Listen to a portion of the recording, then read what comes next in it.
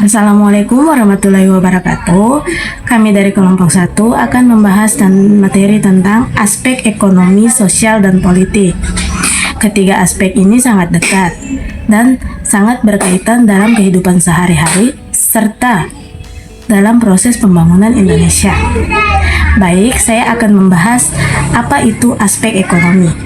Aspek ekonomi yaitu membahas tentang bagaimana suatu negara atau masyarakat dalam mengelola sumber daya untuk memenuhi kebutuhan hidup dan meningkatkan kesejahteraan. Fokus utama dari aspek ekonomi yaitu produksi, distribusi, dan konsumsi barang atau jasa. Akan melanjutkan materi selanjutnya, yaitu yang mana dalam konteks pembangunan nasional, aspek ekonomi berperan penting dalam meningkatkan pendapatan masyarakat, menciptakan lapangan kerja, mendorong pertumbuhan dan stabilitas ekonomi. Salah satu contoh kasus yaitu Indonesia mendorong pengembangan UMKM dan ekonomi digital melalui e-commerce. Hal ini meningkatkan akses pasar bagi pelaku usaha kecil dan membuka lapangan kerja baru, khususnya bagi generasi muda. Hambatan ekonomi merupakan faktor-faktor yang menghalangi pertumbuhan dan pemerataan kesejahteraan. Ada 5 hambatan utama. Yang pertama, kemiskinan dan pengangguran. Yang kedua, kualitas SDM yang rendah. Yang ketiga, kesenjangan ekonomi antar wilayah. Yang keempat, inflasi dan ketidakstabilan harga. Yang terakhir, keterbatasan modal dan teknologi. Hambatan ini dapat berdampak langsung pada daya beli masyarakat dan stabilitas ekonomi. Contohnya, kesenjangan pembangunan antar wilayah Jawa dan luar Jawa, menyebabkan perbedaan tingkat pendapatan dan akses pendidikan. Hal ini menjadi tantangan besar dalam pemerataan ekonomi sosial. Kami akan menjelaskan materi yang ketiga, yaitu dukungan pemerintah.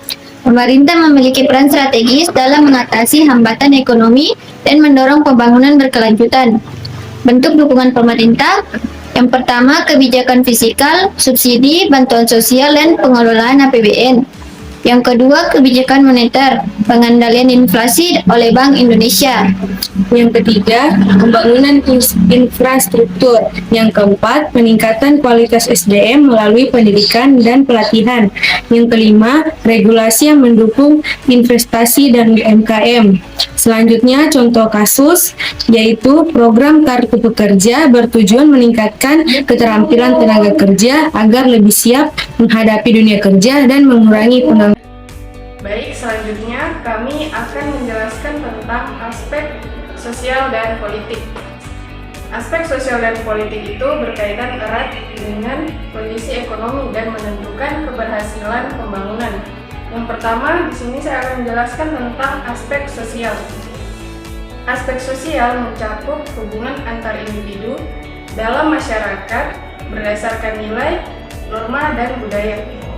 Faktor penting dalam aspek sosial itu yang pertama adalah tingkat pendidikan dan kesehatan, kemudian solidaritas sosial, yang ketiga perubahan sosial dan budaya, yang keempat masalah sosial seperti kemiskinan dan kriminalitas.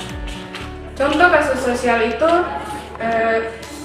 misalnya meningkatnya angka putus kuliah akibat faktor ekonomi, menunjukkan bahwa masalah sosial dan ekonomi saling berkaitan.